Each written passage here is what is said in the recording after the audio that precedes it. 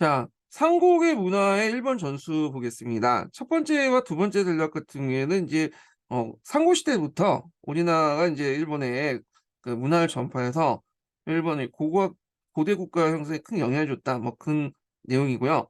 자, 그 삼국의 이제 문화가 이제 일본을 전수하는데 큰 역할을 했던 나라가 백제거든요. 예, 그래서 백제 관련된 내용을 이제 좀 보겠습니다.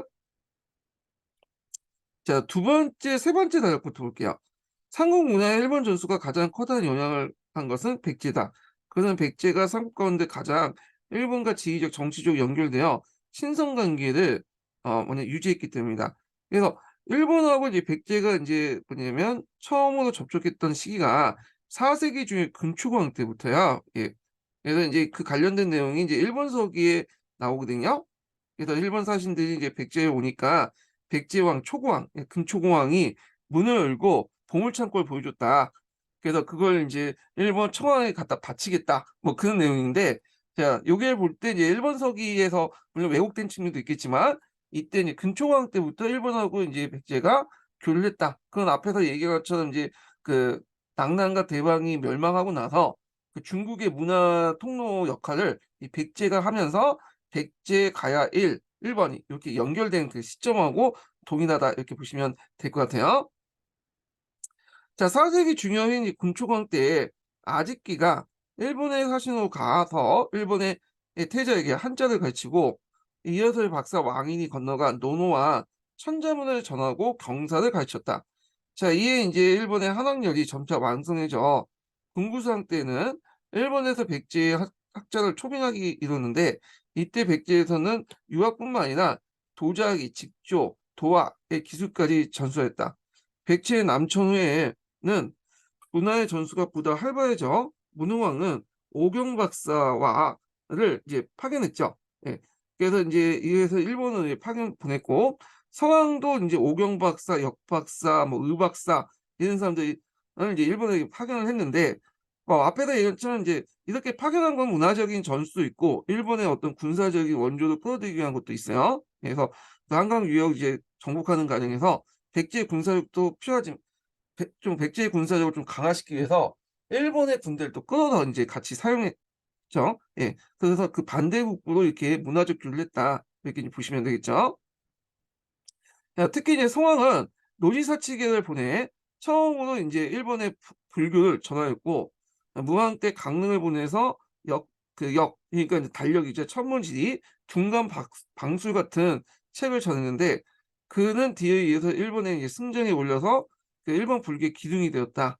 그래서 인제 백제는 이제 유교, 불교를 비롯해서 의학, 천문지리, 음양오행, 공예미술 등 여러 문화를 좀 기술 일본에 전달을 해 줬고 일본의 이제 6 세기 때 아스카 문화, 불교 문화죠. 불교 문화의 원동력이 되었다. 그래서 인제 백제 같은 경우에는 일본에 상당히 많이 줬기 때문에 백제는 인제 구다나, 큰 나라라고 해서 상당히 인제 일본에서는 높게 평가받는 나라죠. 자, 고구려를 볼게요. 자, 고구려 일본과의 이제 지리적 정치적 관계가 소원했던 까닭에 백제만큼 빈번한 교승은 없었지만 역시 승려를 통해서 문화면에 적지 않은 영향을 줬다. 자, 영향을 때 일본을 건너간 해자는 선덕태제의 이제 스승이 되었고 담징은 오경과 해화를 비롯해서 지묵과 맥돌의 제조 방법을 가르쳤는데 법륜사의 이제 금단 벽화도 그의 작품으로 전해지고 있다. 자, 또한 영유왕 때 건너간 해가는 일본 상중종의 시조가 되었고 그 역시 이때 도징도 일본에 가서 삼론을 강하여 일본의 불교에 크게 기여했다. 자, 신라 같은 경우에는 이제 일본가 지리상으로 이제 가장 가까웠으나 군사적 대립이 잦아 문화 전승 그리 활발하지 않았고 그러나 신라에서도 조선술이나 축제술 같이 일본에 전해졌고요. 이 밖에 이제 도자기 제주술 의학 불상 등을 전하여 일본 문화 발달에 적지 않는 그 영향을 주었다. 특히 이 불상 같은 경우에는 이제 일본의 목재 방가 사유상 같은 거 있죠? 예. 그 목재 금동 방가 사유상 이런 것들은 신라의 영향을 받은 거야. 예. 그래서 인제 이렇게 해서 한번 봤고요. 그 교과서 관련된 내용도 한번 볼게요. 천재교과 41 페이지 내용을 보죠. 자, 삼국의 교류와 이제 문화 전파 관련된 내용을 보겠습니다. 자, 삼국은 중국을 비롯해서 외국과 활발하게 교류하며 선진 문물을 수용하여 문화를 발전시켜 나갔다. 이뿐만 아니라 삼국 간의 문화 교류도 활발해졌다. 자, 고구려 무코자는 신라의 불교를 전해졌으며 그 백제인 아비지는 신라의 초청을 항공사 구축 목탑을 건축했고 건축하였다. 삼국은 서역과도 이제 활발한 교류를 했는데 우즈베키스탄의 아프라시아 궁중벽화 요거 예전에 한번 설명했죠. 이거 기출문제 나왔던 거고요. 여기 있죠. 조우관을 통해서 이제 뭐냐면 그 당시 교류를 했다. 그런 거 알 수 있죠. 조우관이 고구려이니까 여기까지 와가지고 교류를 했다. 걸 이제 알 수 있어요. 아프라시아 궁중벽화를 통해서요. 예. 자, 고구려 고군묵화에서는 서역계통의 인물이 등장하고 있다. 또한 신라의 고분에서도 서역에 들어온 유리그릇이나 상강 유리 구슬 등이 발견되었다. 자, 이는 모두 서역과 교류했음을 보여주고 있다. 자, 또한 삼국의 문화는 외로 전파되었다. 그래서 4세기 때 백제의 아직이는 외 태자에게 한자를 가르쳤고 왕인이 유학을 가르쳤다. 6세기 때 노리사치계는 불경과 불상을 전하였다. 자, 이 밖에도 오경 박사, 을 박사, 역 박사 같은 학자들과 화가 공예 기술자들이 외로 건너갔다. 신라는 배 만드는 기술과 제방 쌓는 기술이 전해졌고 7세기 때 고구려 담징인 종이와 먹의 제조법을 전했다. 승려해자는 속도끝 해자의 스승이 되었다. 뭐 이런 내용이 있어요. 자, 그래서 이제 이렇게 한번 봤고요. 예. 그 다음에 이제 넘어가서 남북국 시대 관련된 내용을 보겠습니다. 남북국 시대. 예. 그래서 이제 한 통을 이제 보면요. 자, 여기 이제 남북국 시대인데 남북국 시대는 이제 여러분도 알다시피 여기가 이제 통일신라고 여기 바다잖아요. 예, 통일신라와 바다가 같이 있었던 시대라고 이제 보면 되겠죠. 네. 그래서 이제 남국과 북국이라는 것은 지금 남한과 북한처럼 한민족인데 갈려졌다는 의미잖아요. 예. 그래서 예전에는 통일신라 시대라고 불렸지만 요즘에는 남북국 시대를 많이 보이게 되죠. 그러면 이제 관련된 내용 한번 읽어보겠습니다. 자, 그래서 이 세 번째 단락부터 볼게요. 앞에서 이제 당나라를 끌어들여서 신라가 이제 삼국통일을 완수했지만 이 당나라와 신라가 충돌하게 되죠. 그래서 나당 전쟁을 하게 되잖아요. 그래서 이제 요 나당 전쟁 관련된 내용을 한번 볼게요. 자, 그 당은 백제를 멸망시킨 후 그 땅에 5개의 도독부를 두고요. 그리고 이제 다시 이를 개편한 웅진도독부 하나만 남기고 그 안에 실주 52원을 두어서 당의 영토를 삼았다. 그리고 사비성에는 당장 유인계 등이 1만 명의 군대를 거느리고 머물렸다가 유인원이 아니라 유인현이죠. 예, 유인현이 있다가 나중에 유인계로 바꿨죠. 예, 그 유인계가 웅진도독으로 임명되어 주둔군을 총괄하였다. 자, 이때 이제 신라도 역시 사비성 군대를 주둔시키고 당군과 연합해서 백제 부흥운동을 진압했는데 장차 당의 원조를 받아 고구려 정파를 치려서는 어쩔 수 없는 일이었다. 이렇게 했죠.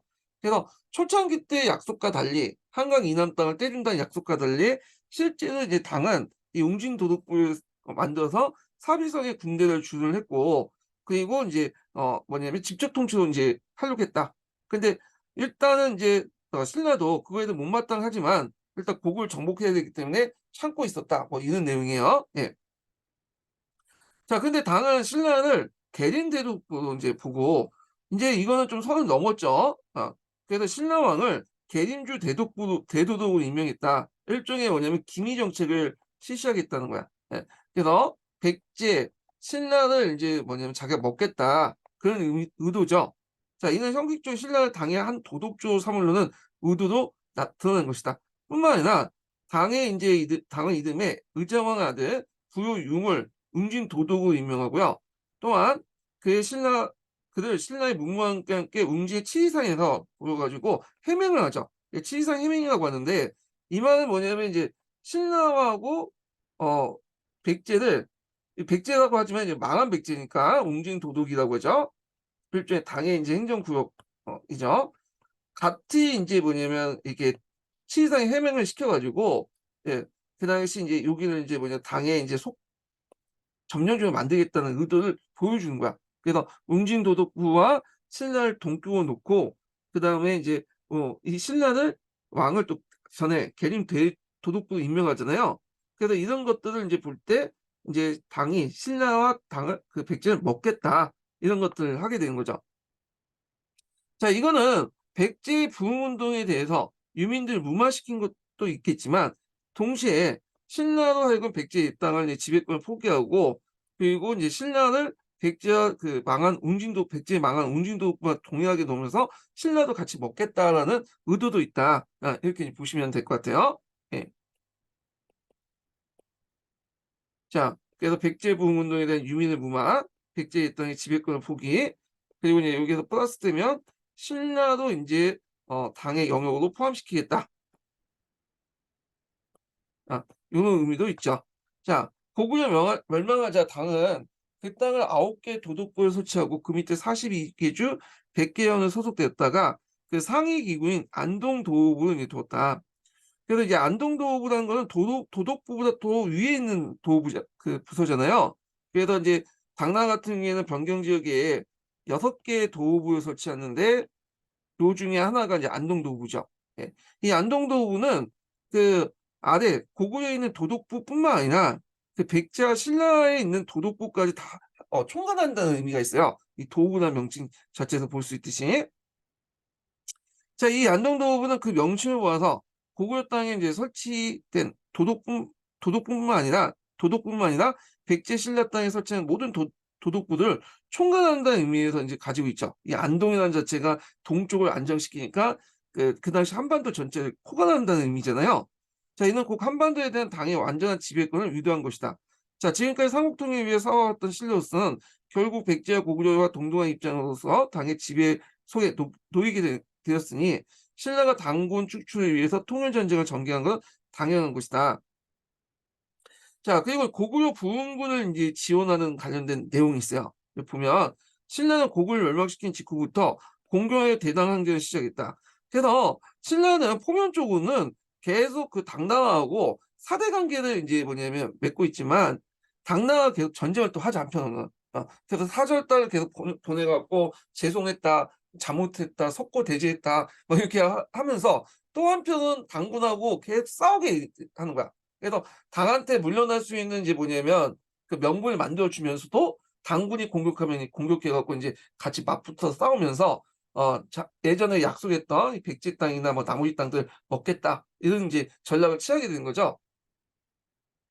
자, 그래서 우선 신라는 백제 야땅을 수복하기 위해서 고구려 왕조였던 안승의 기순을 받아들여서 그 당시 이제 이 사람이 이제 기순을 했죠. 그래서 금마저에 있게 하고 자, 고구려 왕으로 계칭했다. 이게 보독국이라고 하죠. 예. 그래서 이 고구려 부흥군을 대당 항쟁에 이용하려고 했다.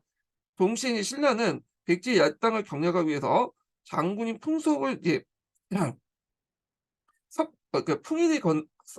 석일이 건너린 신라군이 풍일이 건넜던 이제 그 신라군이 당군인 부여용의 백제군이 운관 82성을 공치하고 그 이듬해 사비성을 함락시켜 여기에 소보리주를 이제 설치를 했죠. 직송로를 삼고 이때 이제 백제 옛땅을 완전히 지배하게 되었다. 그러나 신라가 백제 옛땅을 점령한 뒤에도 당군의 침략이 격화되어 그래서 신라는 치열한 대당 항쟁을 전개하지 않으면 안 되었다. 671날 672년에 당의 고관 등이 그 당시 대군을 이끌고 침략하자 그 당시 이제 요 고자라고 보니까 아마 고구려 유민 출신의 장군 같아요. 당나라에 들어갔던 그 장군 같은데 자 그래서 이제 신라군이 이를 맞아 잘 싸웠고 특히 675년에 당나라 장군이었던 서린기가 침공을 격파하고 이때 이제 서린기가 들어오니까 이제 답서린기서라는 유명한 문장을 써서 강수라는 사람 있죠. 예. 그래서 대가의 출신 강수가 답서린기서라고 유명한 답을 이제 썼죠. 이 문장인데 서린기가 이제 그 당시 신라 왕한테 이제 문무왕 때죠. 문무왕한테 편지를 보내니까 강수가 이게 답해서 답서린기서가 있어. 예, 유명한 문장이야. 예. 하여튼 이때 이제 요때 쓴 거죠. 자, 격파하여 적 1,400명을 죽이고 다수의 병선이나 적만을 얻었다. 이어 이제 당장 당나라 장군이었던 이근행이 20만 대군을 이끌고 매소성에서 이제 크게 경멸하였고, 크게 경멸하여 그 그러니까 이근행이 이끄는 20만 대군을 매소성에서 이제 크게 경멸하여 전마 33만 필과 함께 병기를 노획하는 큰 전과를 거뒀고요. 이듬해 당의 수군을 금강하려 했던 기볼포에서 격파했다. 그래서 매소성 전투와 기볼포 전투 되게 유명하죠. 그래서 예전에 얘기하면 했을 거예요. 이때 이제 당나라군은 우리가 생각한 당나라 그 1성급 부대가 아니에요. 본군이 아니라 주로 이 말간이나 뭐 여진족, 여진이나 말간이나 거란족 부대들요. 예. 그래서 이제 이렇게 이끌었던 건데, 그 앞에서 얘기했지만 그때 이제 당나라 토본하고 같이 싸우고 있었기 때문에 1성급 부대는 다 여기 있고, 나머지 이제 부대들, 이런 그 2성급 부대들하고 이제 신라하고 싸운 거예요. 그러니까 신라한테 상당히 유리한 형태였죠. 예. 자, 이제 한반도 안에 당군의 세력은 위축되어 결국 안동도 오부를 평양에서 요동성으로 이제 옮기게 되죠. 한반도에서 물러나게 됐다. 근데 이제 요거에 대해서 이제 또 다른 설이 있어요. 예. 평양에서 요동성으로 옮긴 거에 대해서 오히려 이제 그 당시 옮긴 거는 이런 나당 정책 때문에 옮긴 게 아니라 그 당시 이제 그 토분하고 싸우기 위해서 병력을 빼기 위해서 평양에서 요동성을 옮겼다라고 이제 보는 학자도 있어요. 예. 자, 이로써 이제 신라는 반도안에서 지배권을 확립하고 삼국통일을 이루게 되었다. 그래서 신라의 삼국통일은 비록 그것이 대동강에서 원산만에 이르는 한정되고 불완전한 통일이었지만 우리에게 중요한 뭐냐면 커다란 의미를 지니고 있다. 지금까지 혈통, 언어, 문화를 같이 하면서 각각 다른 국가들 에 속해 들어있던 우리 민족들이 신라의 삼국통일로 하나의 국가로 통합됨으로써 민족국가 형성의 기반을 마련하게 된 것이다. 자, 이거는 우리 나름대로 의미지만 지금 현재적 의미에서 이제 얘기한 거죠. 뭐 그때 당시 사람들이 뭐 우리가 다 같은 민족이라는 그 개념조차도 없었고 그랬으니까. 자, 하여튼 보면 자, 이제 우리 한국사는 통일신라의 어떤 통일신라에 의해서 하나의 민족국가가 출발하여 그 사회 문화를 한 단계 높이 발전시키게 되었으며 특히 신라의 당의 침략을 격퇴하여 반도안의 지배권을 쟁취하는 것을 한국사의 자주적 발전을 이룩하는 원동력이 되었다는 점을 높이 평가한다. 그래서 그 통일신라의 삼국통일 의인데 이런 것들은 좀 나오지는 않겠죠. 예, 이거는 좀 주관적인 판단이 들어가는 부분이고 하기 때문에 안 나올 것 같고요. 자, 그리고 이제 이와 관련된 이제 시민한국사 관련된 내용을 좀 볼게요. 152페이지 볼게요.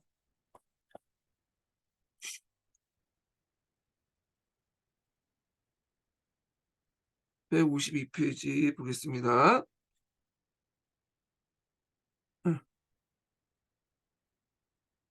자, 여기 보면 나당연합군의 백제이고 152페이지. 자, 백제 멸망 후에 당은 의장을 비롯한 핵심 지배층을 끌고 가는 한편 백제 옛당에 백제 고지죠. 웅진도독부 등 5개 도독부를 설치했다. 그래서 5개 도독부를 설치했다가 나중에 웅진도독부를 이제 합치게 되죠. 당이 당초 이제 약속과 달리 백제 고지들 신라에게 넘겨주지 않고 기미 지배를 시행한 것이다. 당은 이미 돌고냐 서연탄을 격파한 다음 기존 질서를 인정하면서 군사를 주둔시켜 쓰는 기미 지배를 시행하고 있었다. 신라로서는 불만이었지만 고구려 공격을 앞두고 당과 대립할 수 없었다. 더욱이 나당 연합군은 사비성 같은 백제 중심부만 점령한 상태이기 때문에 백제 고지 곳곳에 부흥운동이 일어난 중이었다. 전에도 얘기했지만 이제 백제를 점령할 때 백제를 하나하나 격파하면서 하는 게 아니라 사비나 공주를 집중적으로 공격해갖고 일시로 점령했죠. 그러다 보니까 백제 자녀 세력들이 계속 남아있었던 상황이었어요. 그때. 잠깐 이게 어디까지인가? 자, 그래서 특히 이제 복신이 도침, 흑지상제와 함께 임종선을 거점으로 큰 세력을 형성하였고 신라로서 부흥운동을 진압하는 것이 급선무였기 때문에 당군과 함께 임종선을 공격했지만 실패했다. 자, 당과 신라로서는 백제 부흥군을 진압하느라 고구려의 공격을 그르칠 수 있는 상황이었다. 이에 양국은 주력 부대를 철수해 고구려 공격을 준비하면서 사비성에 당군과 신라 간을 주둔을 했죠. 그래서 이제 나당연합군의 주력이 철수하자 부흥군의 움직임이 더욱 활기를 띠면서 사비성을 포위하기로 했다. 그래서 무효왕이 직접 부흥군을 공격해 포위를 뚫었지만 부흥운동은 좀채 수월되지 않았다. 그래서 이제 이후부터 이제 뭐냐면 뭐 그 있고 뭐 나당 그 부흥군 안에 내분이 일어났고 막 그런 것들인데 이건 넘어가고요. 이게 예전에 읽었던 것 같긴 한데 읽었네. 제가 읽었다가 이거 제가 앞에서 이제 내용이 겹친 것 같아. 이거 건너뛸게요. 예. 그래서 넘어가고요. 제가 읽었던 건데 제가 이걸 아까 읽었네 예전에. 예. 넘어가겠습니다. 예. 네, 적어놔 가지고 그러니까 어제 많이 읽은 것 같긴 한데 이게 좀 그래서 한데 읽었네. 예. 자, 그러면 이제 발해 건국 관련된 내용을 볼게요. 자, 여기 보면 이제 발해 건국 관련된 내용인데 우리가 이제 통일신라 영토가 대동강 원산만이나 한정됐지만 또 북쪽에는 이제 발해라는 나라가 이제 와가지고 나름대로 이제 남북국 형세가 이제 띄게 되면서 좀 보완하는 그런 형세가 됐죠. 자, 발해 건국 관련된 내용을 이제 보겠습니다. 예.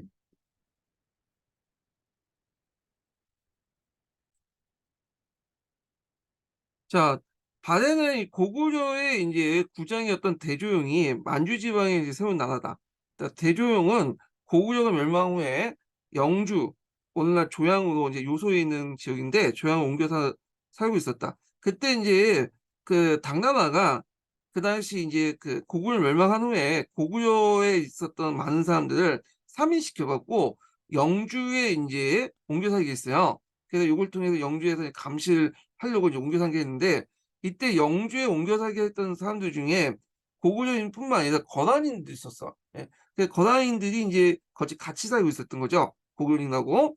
근데 이 거란이었던 이진춘이라는 사람이 반란을 일으켜갖고 영주를 점령을 했어요. 그래서 이 틈을 노려서 이제 뭐냐면 영주에서 빠져나온 그 대조영이 고구려 유민을 이끌고 동쪽에 가서 동문산에 이제 나라를 이제 세우게 되죠. 그래서 이제 이게 698년인데 그래서 나라 이름을 이제 근거로 해서 나라를 세우고 진국이라고 했다. 예. 그래서 이제 이 초창기 때 발해 그 뭐냐면 국호는 이 진국이었어, 진국. 그래서 이제 있는데 정확하게 발해의 연호 그 국호가 어딘지를 잘 몰라요, 지금. 음. 다만 중국의 기록에서 신당서나 구당서에서 볼 때 처음엔 진국이었다가 나중에 발해가 되었다. 이런 기록이 있거든요. 예. 이걸 근거로 얘기하고 있는데 혹시 옥타는 이거 발해는 2층에 불과하고 실제 이제 불렸던 고려였을 거다 이렇게 보는 사람도 있어. 왜냐면 송일본기나 이런 기록에 보면 고려 대왕에 대해서 발해 대왕을 발해를 그렇게 왕을 지칭하는 경우가 많거든요. 그래서 고려일지 않을까. 다만 이제 고구려라고 불렸는데도 불구하고 왜 발해라고 이제 신당서나 구당서를 썼냐면 이 고려를 그 당이 멸망시켰잖아요. 근데 고려라고 그대로 인정할 경우에 다시 이제 고려의 부흥을 인정해 주는 거잖아요. 그렇기 때문에 당나라에서는 자신이 불렸던 이칭 발해라는 국명을 그대로 썼을 것이다. 근데 문제는 발해의 역사책에 지금 남아있지 않거든요. 그러다 보니까 이제 당나라 기록에 입각하다 보니까 이 발해사 같은 경우에 발해라는 국명을 그대로 우리가 쓰고 있는 거죠. 예, 하여튼 뭐 이렇게 있고. 자, 이것이 이제 발해의 건국이다. 발해는 중국 그 북쪽에 있는 돌골과 연결하여 당해 세력을 견제했고 그다음 713년에 당과의 이제 외교 관계를 맺으면서 점차 영토를 확장시켜서 송화강 유역의 만주평야까지 한반도 동부에 거쳐서 고구려 땅의 대부분을 회복하였다. 예. 그래서 이제 이렇게 있는데 요거 보시면 알겠지만 이게 내용이 발해 정치사 부분이 많이 빠져 있어. 예. 그래가지고 요 부분을 좀 보강해서 좀 얘기를 할게요. 이 내용이 좀 많이 빠져가지고 그런 건데 보강하겠습니다. 그래서 잠깐 한국사 서브노트 내용을 이제 좀 보겠습니다. 네. 이게 112페이지니까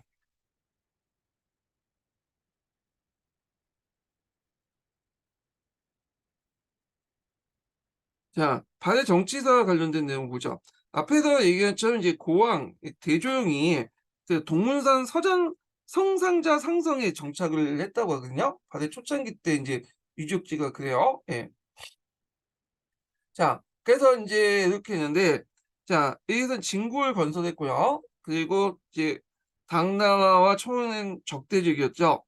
그래갖고 돌골과 통솔하고 그 당시 또 이제 신라와 통교해서 신라의 사신을 표현하고 그 최초의 기록에 보면 오품이었던 대하찬을 제수받았다고 하는데 이건 바다의 입장일 때는 좀 치욕스러운 일인 같죠? 예, 치욕스러운 일인데 하여튼 기록에 그렇게 돼 있으니까.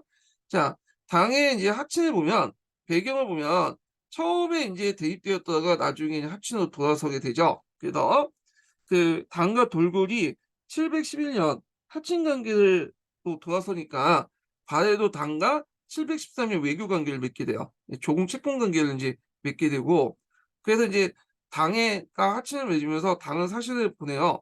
대조영에게 발해 군왕이라는 것을 임명하죠. 원래 이제 군왕은 이제 좀 격이 높은 게 그다음에 국왕인데 이건 나중에 임명하고요. 그리고 그의 아들 대무해를 계루 군왕으로 임명했다. 자, 이로부터 이제 나라 이름을 발해로 사용하기 시작했다는데 이거는 하나의 이제 해석인 거고, 실제로 이제 지금 발해의 역사책이 안 남고 신당서나 구당서밖에 별로 없기 때문에 이 중국 측 기록에 따라서 인제 발해라는 이름을 사용하게 되고, 근데 속일본기나 다른 책의 이름 보면 고려 군 국왕이라는 이름이 나오거든요. 그래서 고려라는 국명도 사용했을 것이라고 보고 있어요. 예.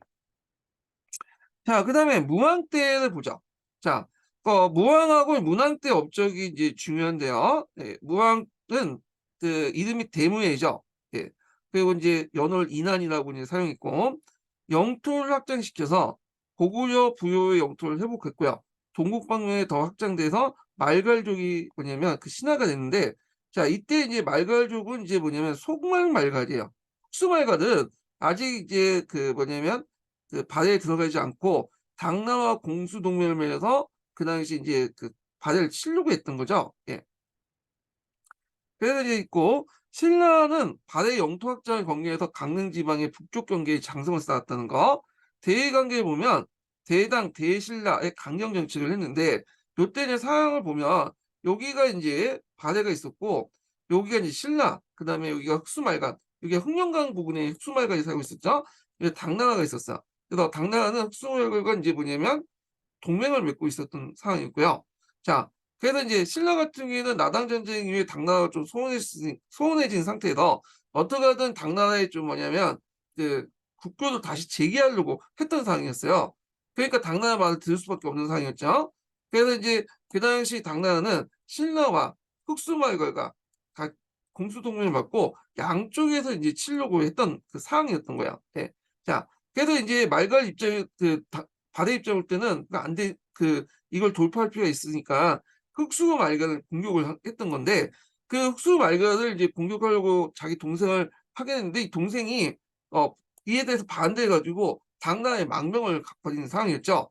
그리고 인제 이 과정에서 인제 돌려달라고 하니까 당나라한테 "우리 모르겠다." 뭐 이런 식으로 "죽었다." 뭐 이런 식으로 하니까 말갈이 인제 뭐냐면, 아니 말갈이란다. 그 발해가 그 당시에 뭐냐면 그 상동반도를 친 거죠. 예, 이 상황이었어요. 자, 그럼 내용을 보겠습니다. 자, 흑수군 말간의 토벌을 볼게요. 자, 발해에 복속했던 흑수 말간이 발해에 양해 없이 그 726년에 당나라의 사신을 보내 입조했다. 자, 당나라는 흑수 말간에 도독부를 설치하고 장산한 관리를 파견하여 발해의 세력 확산에 견제하려고 했다. 발해는 흑수 말간을 공격해서 당나라와의 관계를 차단하려고 했다. 자, 토벌 공격군을 이끌었던 무왕의 동생 대무해가 당가의 정면주를 우려해 당에 망명하자. 이를 계기로 흑수 말간에 대한 공격은 대무의 소환을 둘러싸고 발해와 당의 대결로 전환되었다. 자, 그래서 일본과의 통계를 볼게요. 그 당시 인제 발해는 일본하고 인제 뭐냐면 통교를 계속했는데, 일본 입장 볼 때는 발해를 통해서 중국의 문물을 받아들이려고 했던 거고, 그리고 발해 입장 볼 때는 일본과 통교를 통해서 국제 고조를 벗어나려고 했던 거거든요. 그래서 인제 이렇게 이제 통교를 했고, 그다음에 인제 앞에서 이제 송환 문제를 둘러싸고 이제 대립을 하다가 결국에는 인제 그 상동반도를 공격하죠. 그래서 장모가 인제 육해의 당의 등주를 선제 공격을 하면서 뭐냐면 상동자석을 죽이고 들어와요. 그러면서 당나라가 이제 열받아 가지고 인제 신라와 협공을 하기 위해서 인제 양쪽에서 공격을 하죠. 이게 예전에 기출문에 나왔어요.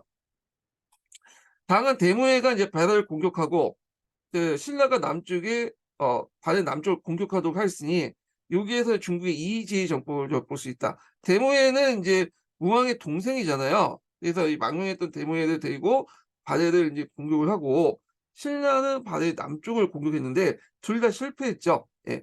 그래서 인제 신라 같은 경우에는 인제 공격을 해서 인제 이렇게 공격을 하는 과정에서 그 당시 이제 뭐 한발이나 날씨가 추워서 돌아왔고 싸워보지도 않고 예, 돌아왔다고 그래요. 그래서 이제 신라는 이렇게 이제 그 당나라하고 당나라에 협조하는 과정에서 신라와 이제 당나라가 정식적인 국교 관계가 다시 수립됐고요. 그리고 당나라 그 신라가 요구해서 이제 그 신라가 원래 가지고 있는 폐강지는 그러니까 대동강 이남의 그 항해도 일대를 뭐냐면 당나라 공식적으로 인정해줘. 신라 영토라는 걸. 그 관련된 내용이 예전에 06년도 기준으로 나왔던 거예요. 예. 자, 그래서 이제 이 과정에 세력 균형을 이루게 됐다. 이거야. 그 다음에 이제 문왕인데, 문왕은 반대로 이제 당나라 대립이 아니라 당나라 친선 관계를 받게 되죠. 예, 친선. 그래서 이제 즉위 직후 하친하게 되고, 당나라 문물을 수용해서 이제 선진 문물과 제도를 받아들여서 중앙 통치인 삼성 육부제를 정비했고, 요건 뒤에 좀 얘기할게요. 자, 그 다음에 불법을 통해서 이제 왕권을 강화하기 위해서 전륜서열로 자춘을 했고, 그래서 자신을 국민이라고 칭했다는 거. 그 다음에 항상이나 항호, 조고 등의 사용을 통해서 항제국을 지휘했다는 거. 근데 겉으로는 당나라와 이제 조공 채권 관계에 봐서 신하국에 칭하지만 그러니까 실제로 안에서는 항제국을 칭했다는 거죠. 그래서 이제 여기 보면 연호도 독자적으로 사용했죠. 그래서 대응이나 보록 같은 연호 사용했고 칭제 같은 항제도 칭하고요. 그래서 이걸 볼 때 내재 외양 체제를 칭했다는 것을 볼 수가 있어. 네. 그래서 이거는 좀 나중에 교과서 읽을 때 좀 보고요. 자, 그래서 이제 이렇게 있고, 그 다음에 이제, 여기 영토도 확장 있죠.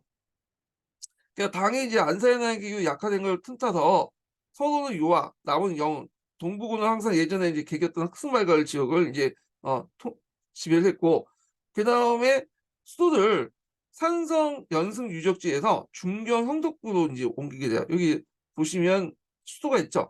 예전에 이제 그 관련된 내용이 한번 시험문제 나왔는데 바다에는 이제 오경제를 채택했어요. 그래서 요게 이제 중경 황덕부로 이렇게 수도를 옮겼다. 예. 그리고 이제 또 말년에는 동경 용원구로 이제 수도를 옮겼어요. 예. 그래서 이거 왜 옮겼냐 가지고 여러 가지 설이 있어요. 자, 그러다가 성황 때 상경원을 천도하죠. 여기 상경 용충부로. 그래갖고 이제 그 여기 보면 이제 그 문왕 때는 이게 처음에는 중경 형덕부, 상경 용충부 또는 동경 용흥부 갔다가 다시 성황 때 상경을 천도해. 상경 용충부. 이거 예전에 시험문이 나왔죠. 그 이후부터는 천도를 안 해. 계속 상경 용충부 했었죠. 상경은 그 당시 장항성을 만드는 도시예요. 예. 그래서 이제 이런 게 있고요. 자, 그 다음에 이제 발해 후기 때 관련된 내용도 있는데 이 기록이 별로 없어갖고 정확하지가 않아. 그래서 그당 신당서, 구당서 뭐 이런 여러 기록들 바탕으로 조금씩 남아있는 내용들을 갖다 붙여갖고 이제 그 어떤 왕들이 어떤 업적을 했다는 걸 이제 보고 있는데 기록이 그렇게 많지가 않아요. 이 관련된 내용이. 자, 하여튼 요때 이제 성황 때 내용을 보면 성황만 보면 될 것 같아요. 성황 때 이제 영토 확장을 했고 그래서 예전에 흑수말관이 있었다는데 흑수말관 때 이제 문왕 때 흑수말관을 공격해서 상당수가 장악했는데 요때는 완전히 장악했다 보시면 돼요. 성황 때 들어와서. 예. 그리고 이제 여기에서 최대 판도를 이제 이루었고 그리고 오경 15, 62조가 이때 만들어졌고요. 그 다음에 당나라는 해동성국의 칭호를 이때 얻게 돼요. 예.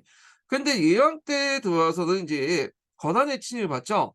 그래서 결국에 발해가 멸망하고 거란은 이 땅에 동당국이라는 그 계례 왕조였어요. 태조의 맏아들, 태종의 그 형이죠. 태종의 형을 하여금 통치하려 했는데 동쪽의 거란이라는 의미죠. 동당국이. 그래서 이제 그렇지만 동당국에서 막 반란이 일어나고 하니까 이제 더 이상 이제 여기 상경지역에서 통치하기 힘드니까 이 동당국을 요양으로 옮겼다.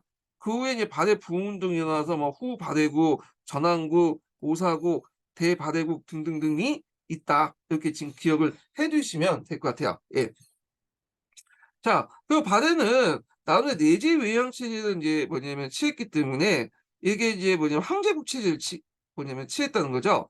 그래서 선조선, 중조선 같은 이제 조고 사인 같은 간청과 간직을 뒀다는 거.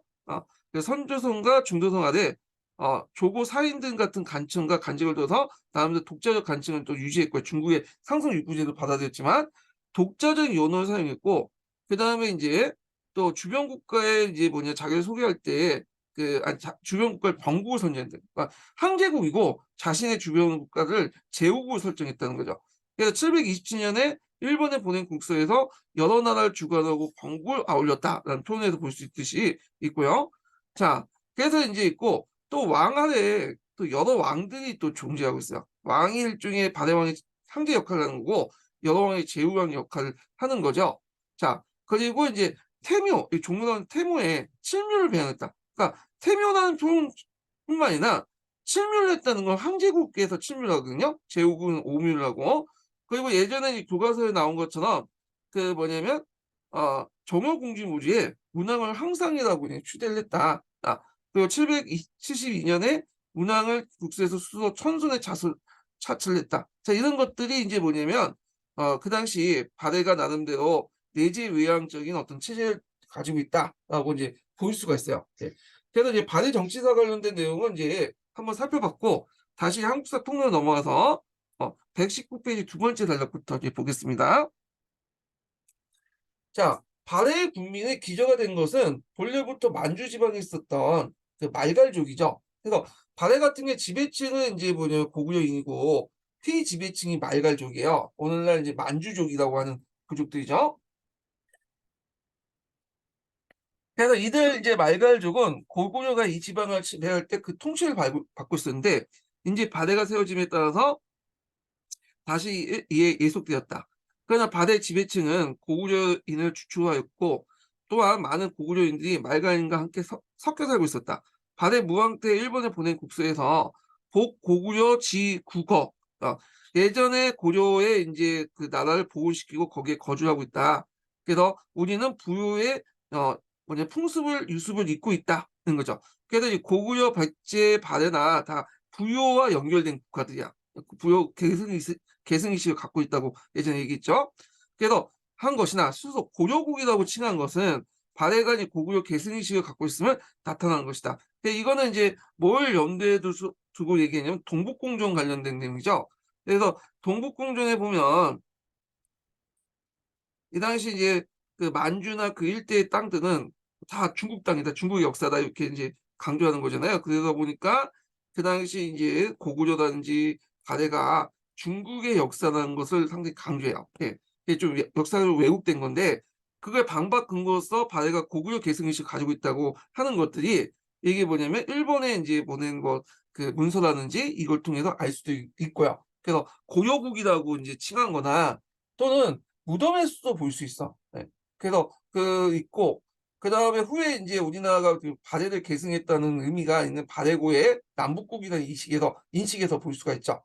그래서 그 관련된 내용이 미래인 교과서 관련된 내용에서 좀 나오니까 볼게요. 네. 자, 보면 미래인이 어디 있어? 네. 자, 여기 36페이지 한번 보겠습니다. 좀 앞으로 가서.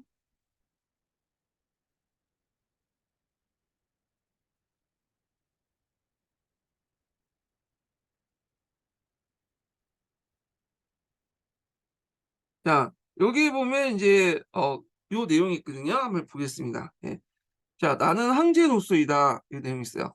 자, 여기 보면 이제 그 뭐냐 정효공지 모지가 이제 발견됐는데 요게 뭐라고 적혀 있냐면 공주는 대응이라는 연호는 이제 중국의 연호가 아니라 발해 독자적인 연호죠. 자, 대응 56년에 여름 6월 9일 사망했는데 당시 나이가 36세다. 이에 시온을 정효공주로 하였다. 항상은 문왕이죠. 항상 자체를 완전 황제라고 지칭한 거잖아요. 예. 그러니까 나름대로 황제국 체제를 갖고 있다는 걸 알 수 있죠. 그래서 항상은 조회마저 금하고 비통해 하시며 침식을 잃고 노래와 춤추는 것도 금지였다. 이렇게 있죠. 그 관련된 내용을 볼게요.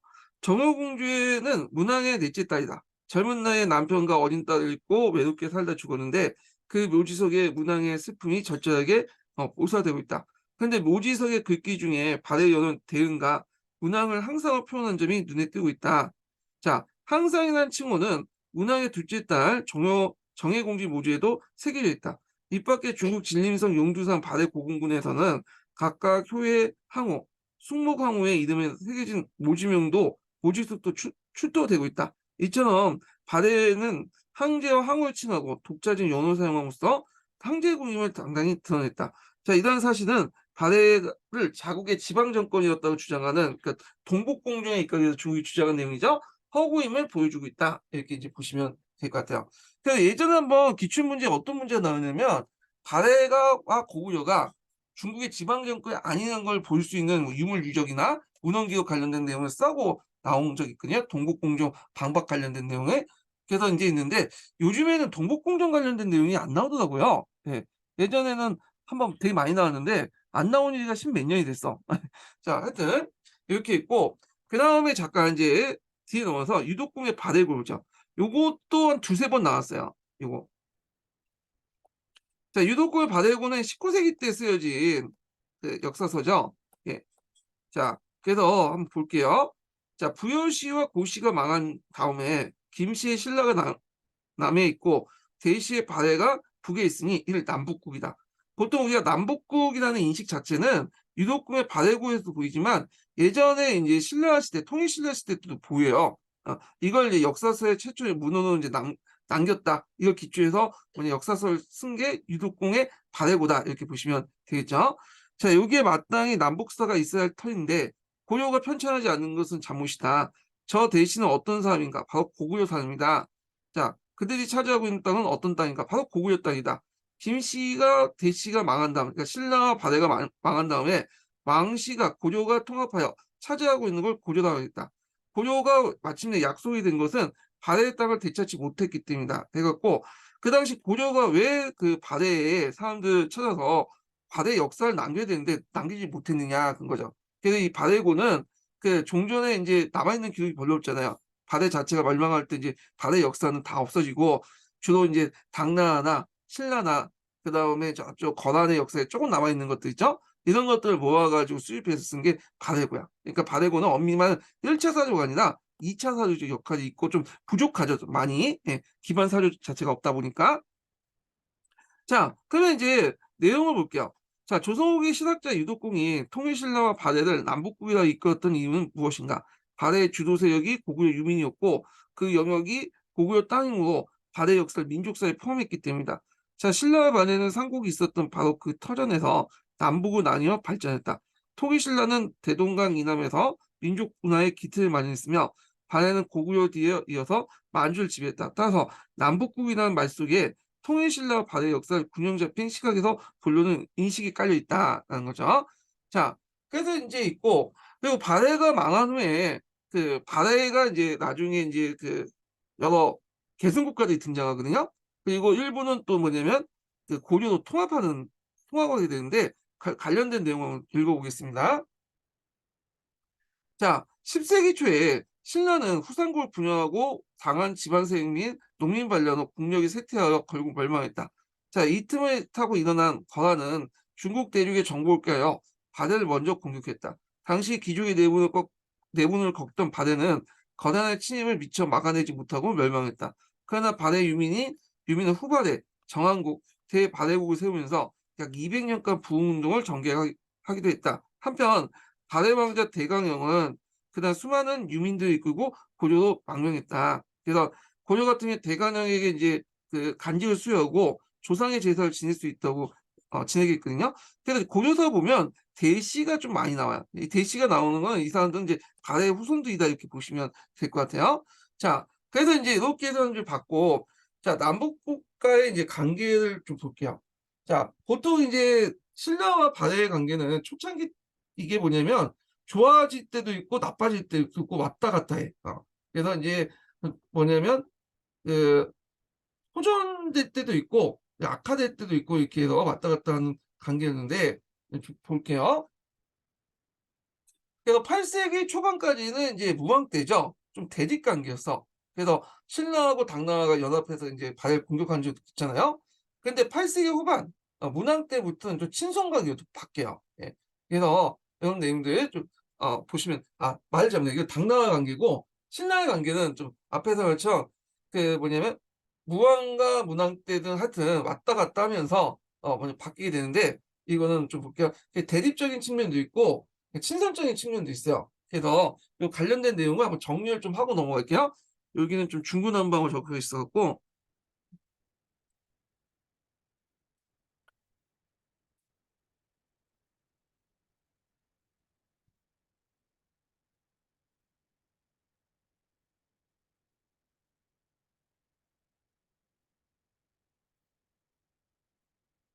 자, 대립적인 관계를 볼 수 있는 게 이제 무왕 때 거란과 함께 이제 장모를 하건 당의 등주 선제 공격을 할 때, 이때 이제 뭐 이건 제2차 나당 동맹을 하는데 발해 남쪽을 공격했죠. 그리고 예전에 한번 시험 문제 나왔던 게 뭐냐면 제장 사건하고 쟁장 사건하고 등재 서열 사건이에요. 예.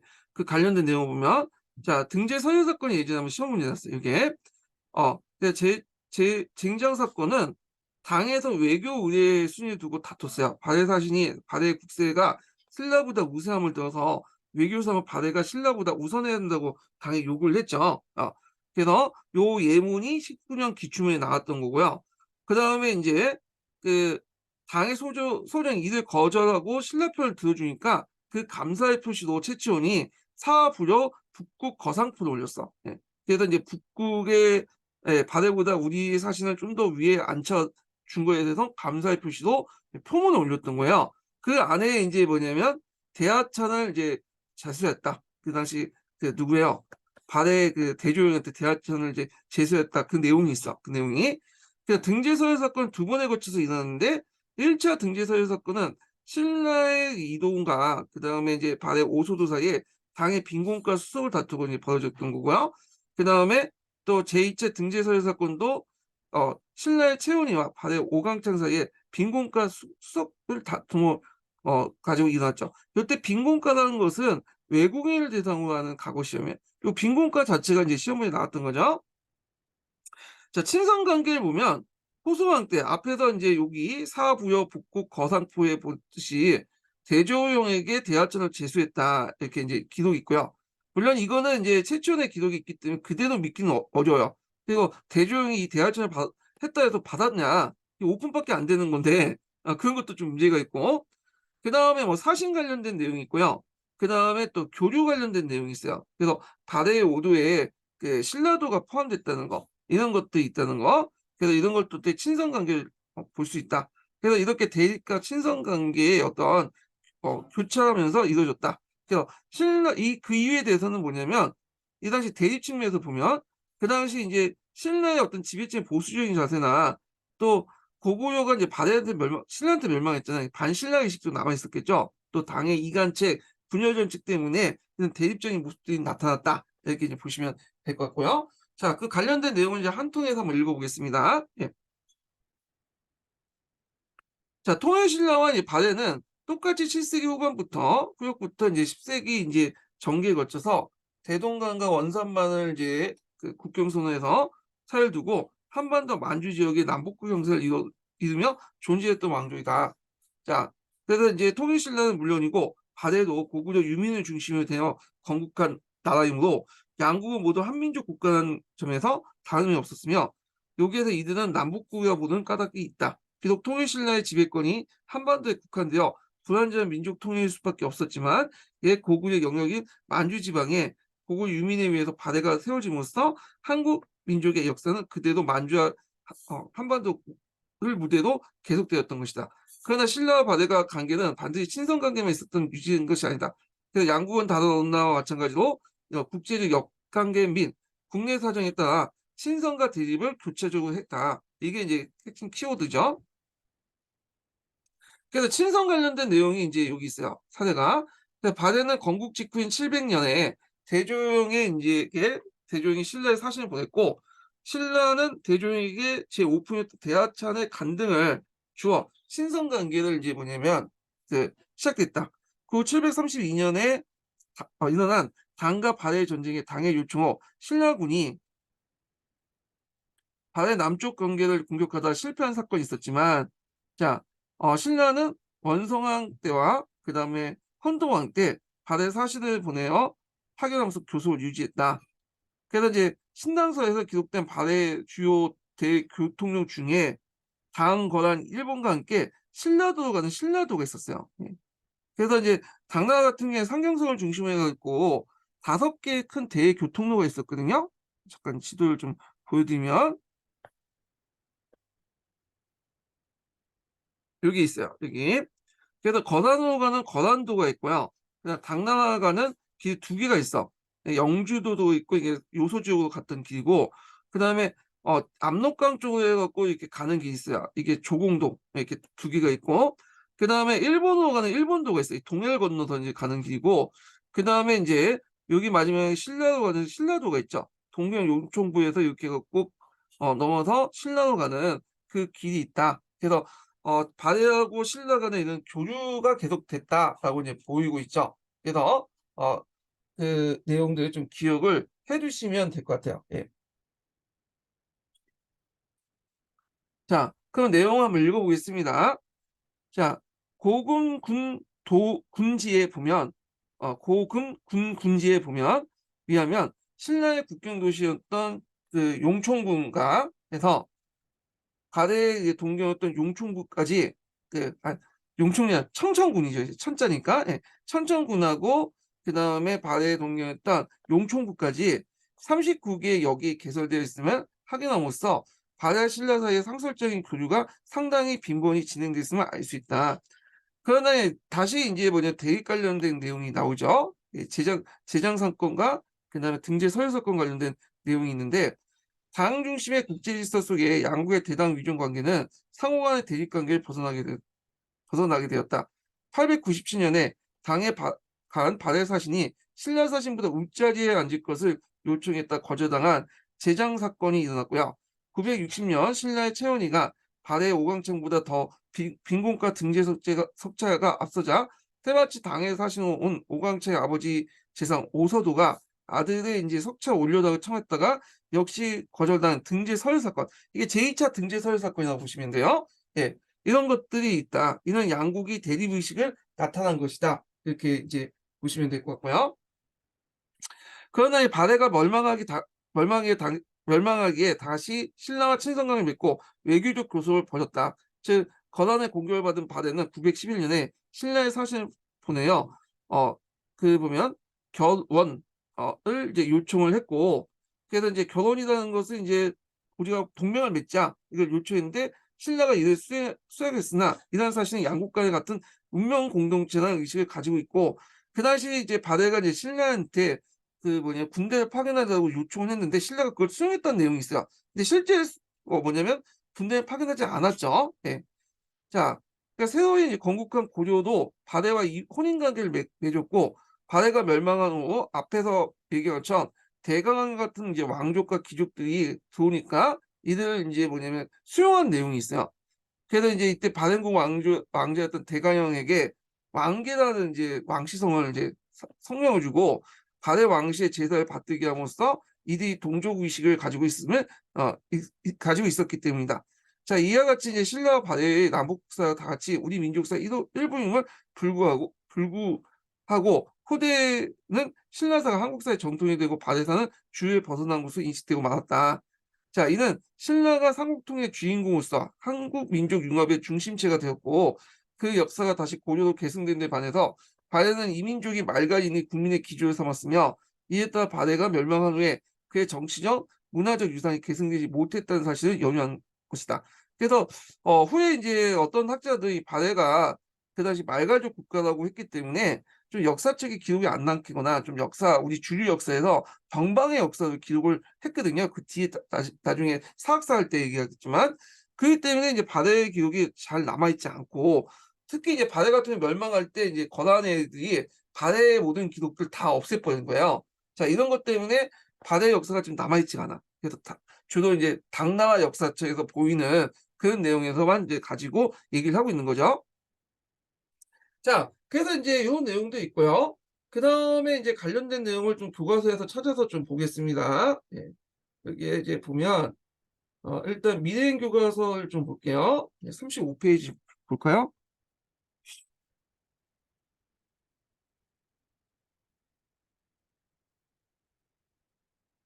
자, 여기 이제 35페이지에 보면 앞에서 말한 이제 당나라 무왕이 중주 관련된 내용이 있잖아요. 등주를 기습했던 내용, 그 관련된 내용인데 한번 보겠습니다.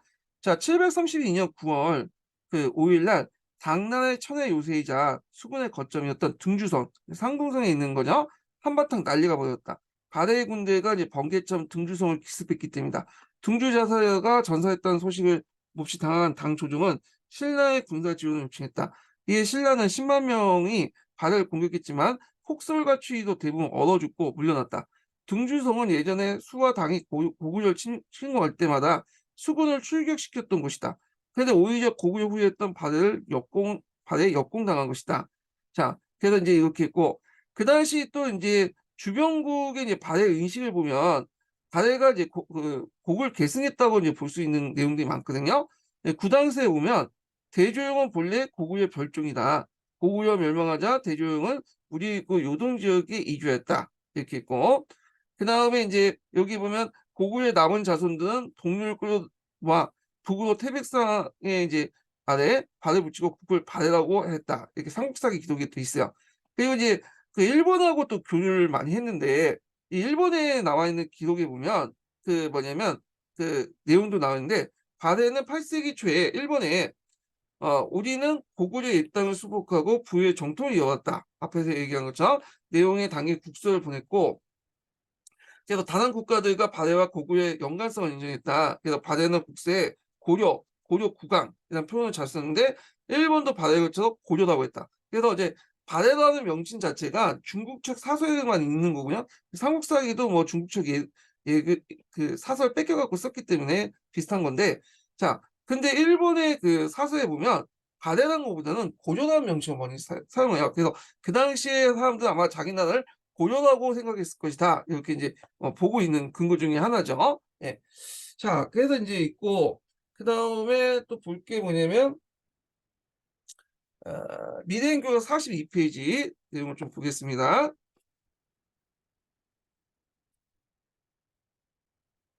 자, 발해 경제에 관련된 내용을 볼게요. 예. 그래서 이제 이 부분은 이제 한 통에는 별로 내용이 자세히 이렇게 적혀 있지 않아서 교과서 내용을 좀 보겠습니다.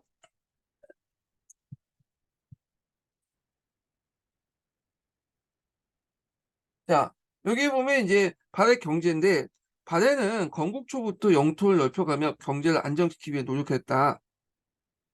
자, 이에 조세나 곡물, 역의 수치 제도가 정비되고 농업이나 목축, 수협 같은 것에 여러 분야들이 발전했다.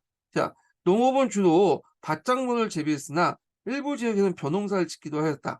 철제 농기구의 두를 이용하여 이용되었고 그 다음에 우경도 시행됐다. 또한 집집마다 가축을 많이 길렀으며 특히 말은 주요 수출품이 되었다. 수협도 행해졌으며 모피나 녹용, 사양 등 같은 높은 관물 등을 높은 가격으로 수출했다. 이 밖에도 금속 공예나 직물, 도자기 등 수공업도 상당한 수준이었으며 수도인 상경 용충부와 교통의 중심지였던 중심지의 상업이 번성했다. 바대는 주변국은 물론 서역과도 활발히 교류했고 당해에는 바대관이 있을 때 있어 바대 사신이 머물거나 무역 업무를 처리했으며 일본과는 한 번에 수백 명이 오가면서 교류했다. 자, 신라와 대립과 교류를 반복했지만 신라보다는 상설 교통로를 두어서 교류했다. 이렇게 있죠. 예. 그래서 이제 이런 내용들 있고 발해의 명마와 관련된 내용이 있어요. 그래서 발해에 보면 솔빈부라는 이제 지역이 있거든요. 솔빈주라는 이 솔빈부가 그 당시에 그 명마로서 또 유명해. 그 솔빈부 말이. 그래서 오늘 그때 이 말은 그 한반도의 말은 조랑말이잖아요. 쇼다리 말이죠. 근데 이 말 같은 경우에는 롱다리 말이야. 일종의 전투 말이죠. 예. 그래서 이제 이 관련된 말 관련된 내용 한번 읽어보겠습니다. 자, 여기 있는 신당서는 이제 말과 관련된 내용이 있고, 요거 관련된 내용을 보면,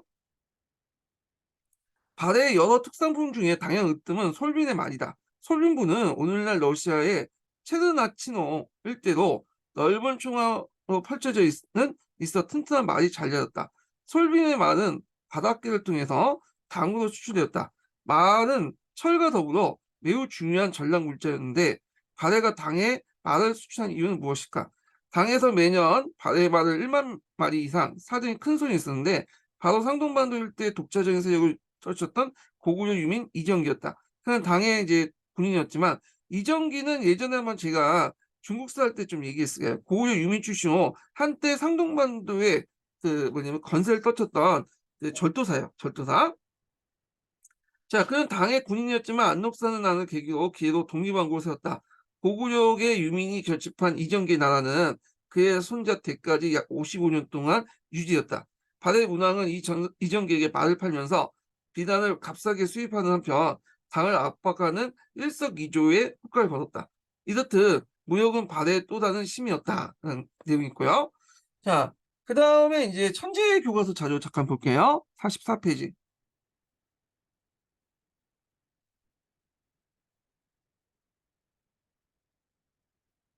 아, 이게 44페이지가 아니네. 잘못 적어놨나? 어, 잠깐만 이게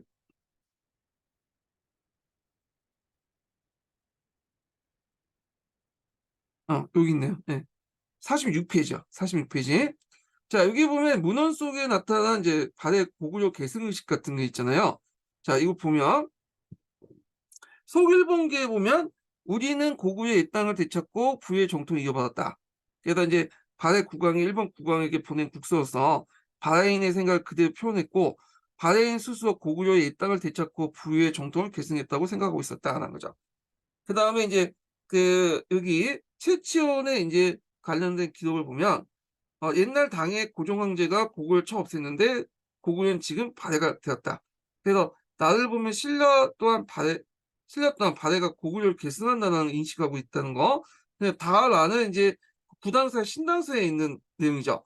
그래서 자에서 이제서는 대조영을 고구려 별종인데 반면에 나는 속만말가라고 적고 있는데 구당서가 이런 시기에 기록이한 걸 감안하면 구당서에서 고구려 계승 의식을 국가로 있다가 신당서 시기에 와서 말갈 관계의 비중을 더 비중을 뒀으면 알 수 있다. 이렇게 이제 보고 보시면 될 것 같고요. 자, 그런데 이제 주의할 것은 이 말갈이라는 자체가 그 얘네들이 고구려가 있을 때 그 밑에 같은 복속민이었어요. 고구려는 이제 이뤘던 주요 세력이기 때문에 이들도 예전에는 고구려인들이었어요. 이걸 감안해서 보셔야 돼요. 예. 그래서 이렇게 이제 보시면 되고 그 다음에 이제 관련돼서 이제 그 시민왕국사 관련된 내용 한번 읽어보겠습니다. 자, 요거 읽기 전에 두 번째 인증번호 알려드릴게요. 두 번째 인증번호는 77번입니다. 예, 두 번째 인증번호 77번이에요. 예. 자, 그러면 시민왕국사 관련된 내용 한번 볼게요. 자, 몇 페이지 펴보시냐면 205페이지 펴보세요.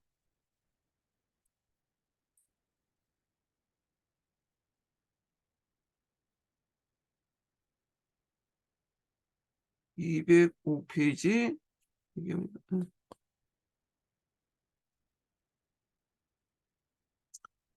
자, 그럼 내용 보겠습니다. 자, 고구려 유민은 두 차례에 걸쳐 당에 대거 강제 유달했다. 멸망 직후인 이제 669년에 많은 주민이 당에 끌려갔고, 이후 고구려 유민의 동역을 수습하냐 요동해 보낸 보장왕이 당의 의심을 사서 소환됐던 672년 대대적 강제 이주됐다. 자, 이들이 정착한 요소 지역의 영주에는 당에 예속된 거란족들이 주 살았지만, 영주는 고구려 본토에서 당하고 갈 때 경유지로서 고구 유민들도 말갈족도 일부 잔류했다. 그런데 696년 당의 지배에 반발한 거란 쪽이 영주에서 북중국에 점령한 편, 그 이진충이라는 사람이 이제 그렇게 이제 반란을 일으켰죠. 안동도읍을 공격했다. 자, 이때 고구려 유민을 이끌었던 걸굴중상과 대조용이 부자와 그 다음에 이제 그 말갈춘장이었던 걸사비우가 동조했다는 거죠. 여기에 좀 눈여볼 게 뭐냐면 걸굴중상의 아버지가 그러니까 대종의 아버지가 건골 중상이거든요. 근데 여기 보시면 성이 다르죠. 성이. 그 뒤에 나중에 이제 개명한 걸 보고 있어요. 뭐 하여튼 있겠고 여기에서 볼 수 있듯이 이 대조영이 약간 이제 뭐냐면 말갈족 계통이라고 볼 수 있죠. 이게 걸걸이니 뭐 이런 것들은 다 말갈 계통의 이제 사람들이 볼 수 있는데 이때 말갈이라도 이미 이제 어느 정도 고구려인 한테는 그런 말갈이었다 보십니다. 말갈의 정체성보다는 고구려인의 정체성이 되게 강했다. 이렇게 이제 해석을 할 수 있는 부분이 많아요. 예. 자, 하여튼 이들은 거란족의 주축이 패한 뒤 요동지로 옮겨 독자 세력을 구축했다. 돌굴의 도움으로 거란족을 진입한 당은 보장 성제였던 고보원을 통해 요동지역을 통치할 계획을 세웠다. 그래서 걸굴중상과 걸사비우가 당의 간직을 내리고 해유하기도 했다. 자, 이무적 걸불 중상이 사망하자 걸사비우는 당군의 패에 죽었다. 자, 고구려 유민과 말갈조 지도자가 된 대조용은 천문영에서 당군을 대파를 했다. 그러나 당이 계속 군대를 파견하자 동쪽으로 숭화강을 넘어서 목란강 유역의 동무산에 정착해 698년에 나라를 세우고 국을 진국이라고 했다. 대조용은 건국 직후 돌굴과 신라 사신을 파견하여 대외적 안정을 확보했다. 당은 안동도읍의 통제를 벗어나 독립한 진국을 인정하지 않고 미개하다는 의미가 담긴 말갈이라 불렸다. 그렇지만 당은 동국방면의 요충지 영주를 거란으로 타하기 위해서 거란 배후에 위치한 진국과 우호 관계를 맺어야 했다. 이에 이제 713년 대조영은 이런 이제 너무 길어가지고 생략하고 발해 국왕이라고 체포했다. 군왕이라고 체포했다. 이때부터 당은 대조영이 자칭한 진국 대신에 발해 말갈, 발해로 부르시고 발해란 국호를 사용했다. 그래서 이 당이 발해란 국호를 사용한 거야. 예. 자, 진국은 자신의 국호를 인정받지 못하는 대신 당과 대립관계를 끝낸다는 데 일단 만족하고 옛 고구려 지역에서 세력 확대했다는 거죠. 자, 그 다음에 이제 무왕 관련된 내용이 있어요. 한번 보겠습니다.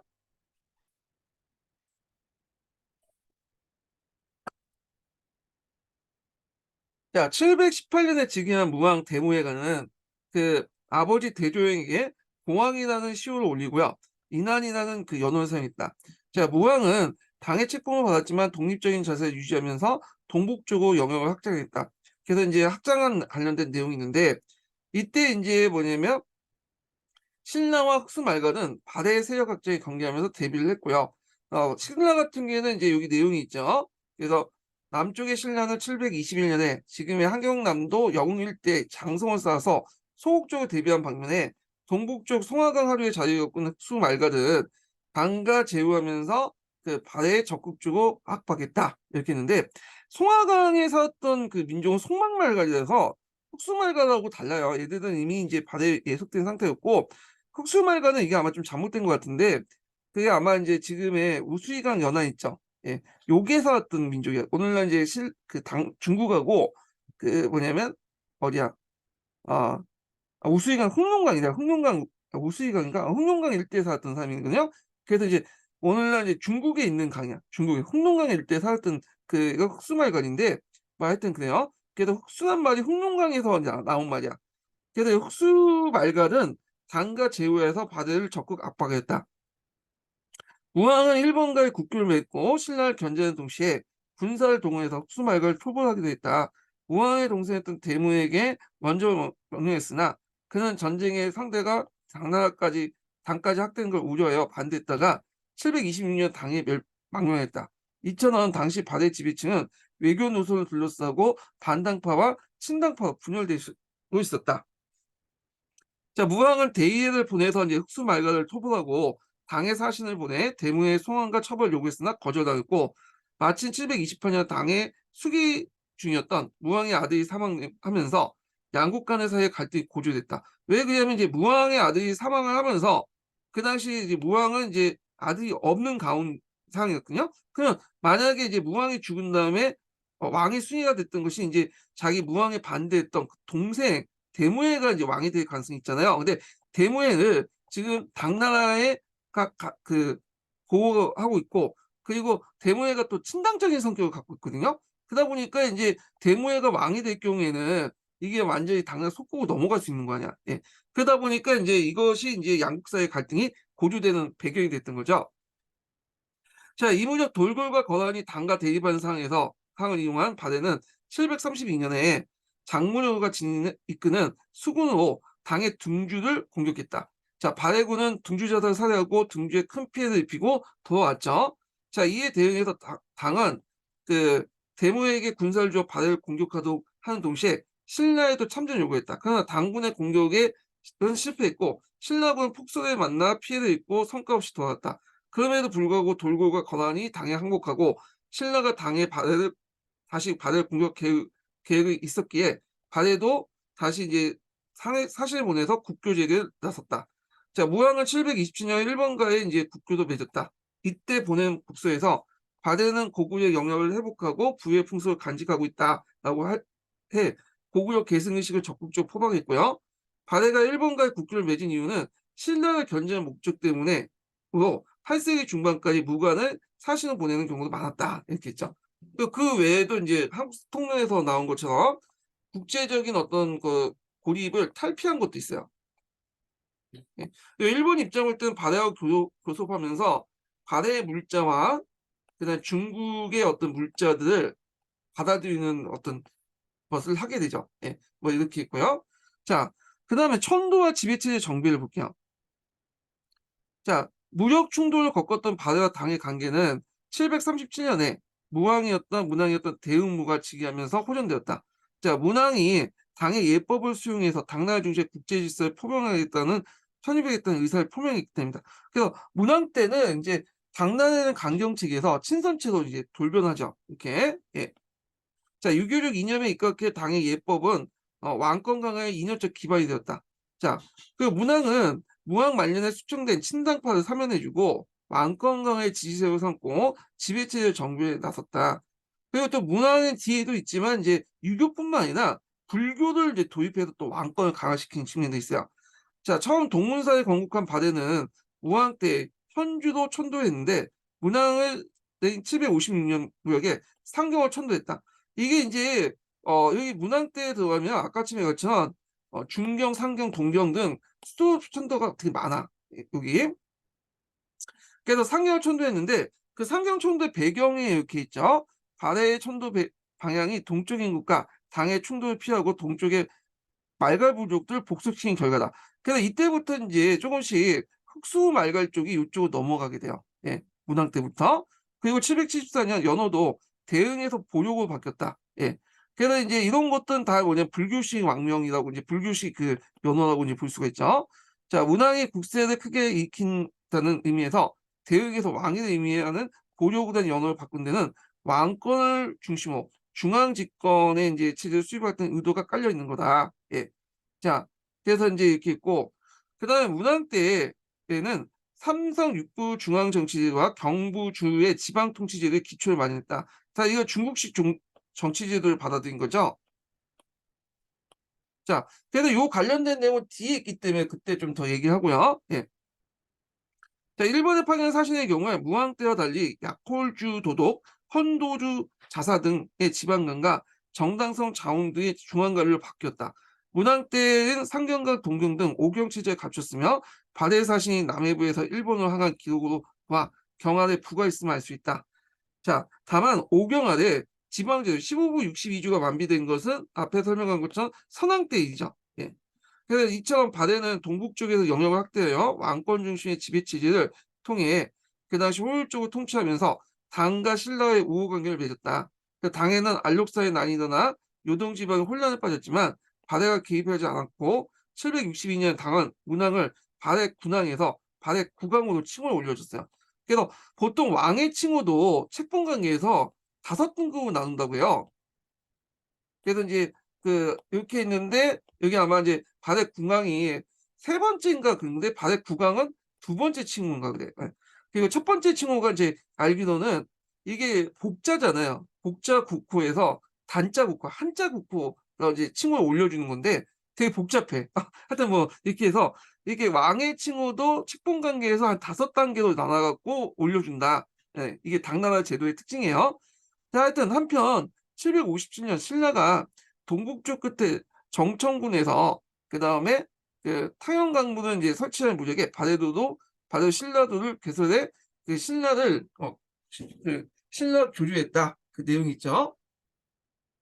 그래서 이제 있는데 이게 정천군이라고 돼 있는데 여기는 단체 한국 통일에는 우물 생천자로 돼 있거든요. 그래서 청천군으로 돼 있어. 정천군으로 돼 있는데 여기는 그 정군으로 돼 있어요. 정천군. 예. 이게 근데 어느 게 맞는지 모르겠지만 하여튼 뭐 중요한 건 아니니까. 자, 한편 일본과의 사이에서는 외교 갈등이 발생했는데 이는 일본이 바레를 자국의 조공하는 나라로 간주했기 때문이다. 거꾸로 바레도 뭐냐면 일본을 조공국, 범국으로 이제 간주했어요. 그러다 보니까 사이가 나빠진 거야. 그렇지만 이제 뭐 사이가 나빠졌다고 해서 뭐 교류가 끊어질 정도 사이가 나쁘진 거 아니고 이렇게 호칭 문제로 이렇게 이제 갈등이 있었어. 일본은 그 당시에 또 황제국을 지칭했는데 또 신라와 또 그거 문제도 이제 또 갈등이 있었고 신라도 또 내부적 황제국을 지칭했기 때문에 뭐 이렇게 있고 자 이런 갈등 내용이 동아시아 교과서에 좀 나와 있어요. 이 내용이요. 자 반면 발해는 내부적으로 문항을 대왕 항상을 높여 불렸고 일본에 보낸 국서에 천솔이라고 칭했다. 천솔이라는 그 개념 자체가 그 뭐냐 고구려에서도 보이죠. 네, 주몽을 하늘의 그 자손이라고 이제 얘기하잖아요. 하늘의 손자라고 얘기하잖아요. 자, 이렇게 상대국의 겨울 따지는 가운데 일본이 바레 사신의 접견을 거부하기도 하고 반대로 바레 사신이 접견을 거부하고 그대로 귀국하기도 했는데 그럼에도 불구하고 일본하고 바레는 계속 교전이 이어졌다. 이렇게 좀 보시면 될 것 같아요. 자, 바레는 발전을 거듭하다가 785년 무렵 동경으로 천도한 이후부터 나라의 분열 조짐이 일어났는데 이 동경은 이제 문왕 말년에 이제 천도를 했죠. 예. 그러다가 이제 문왕이 추진했던 왕권 강화에 대한 반발이기도 했다. 794년 문왕이 죽은 뒤에 그 성왕 대인수가 즉위할 때까지 25년간 6명의 국왕이 교체되는 내분을 겪었고 이 기간에 지방에 대한 통제를 상실되어 워리, 우루, 흑수말가는 독자적으로 단각 교섭하였다. 그래서 흑수말가는 문왕 때 이제 예속됐다가 요때 선왕 무력에 다시 이제 독립해 나가죠. 예. 뭐 이렇게 있고 자, 그러면 계속 읽어보겠습니다. 예. 그래서 대조왕의 동생 대하발의 후손인 선왕 대인수가 내부적 왕권을 강화하면서 대외정복을 나섰다. 예. 아, 제가 말전 흑수말간이 성왕 전에 그 혼란기 때 독립을 했다. 그런 거죠. 예. 그러다가 선왕 때 다시 완전히 복속됐다. 이런 내용이에요. 자, 하여튼 이게 있고 대조왕 때 이제 동생 대하발의 후손이었던 선왕 대인수는 내부적으로 뭐냐면 왕권을 강화해서 대외정복을 나갔었다. 여기에도 볼 수 있듯이 이 선왕은 어, 좀 반계열통이라고 볼 수 있어요. 내단계에 이제 통합해서 이제 즉위했는데 반계열통이 이제 왕위를 계승했다. 이렇게 보시면 되겠죠. 동북쪽 흥계호 때 이제 말갈 부족을 정복하고 원희 말갈 지역에 해원부와 안원부를 설치했다. 가장 멀리 떠는 흑수 말갈대에서 부를 설치하지 않았지만 발해 통제하에 뒀다. 그래서 앞에 이제 그 문왕 때 통제해 뒀다가 다시 독립했다가 이때 다시 이렇게 들어왔어요. 흑수 말갈은. 그리고 또한 남쪽은 신라와의 충돌했다. 그래서 신라는 동북쪽의 방어성을 해서 정천군과 해서 삭정군까지 후퇴시키고 서북 쪽으로는 폐강 일대에 장성을 쌓았다. 자, 이렇게 이제 있고요. 그 다음에 이제 선왕과 대의진은 그 중앙 집권 체제를 강화했다. 특히 대의진 때 당의 문물제도를 적극적으로 수용했다. 뭐 이런 내용이 있고 나중에 이제 보시면 될 것 같고요.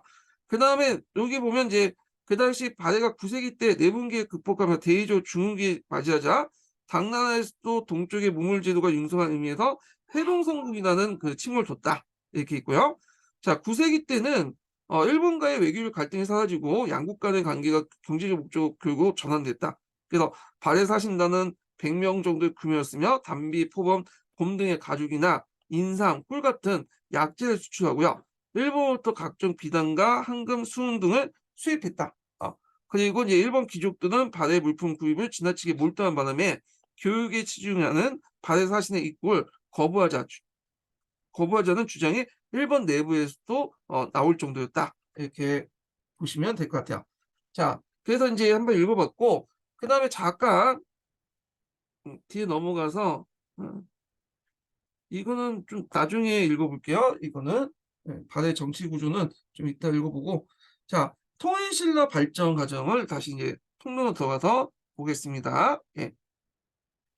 한참 제가 잠깐만.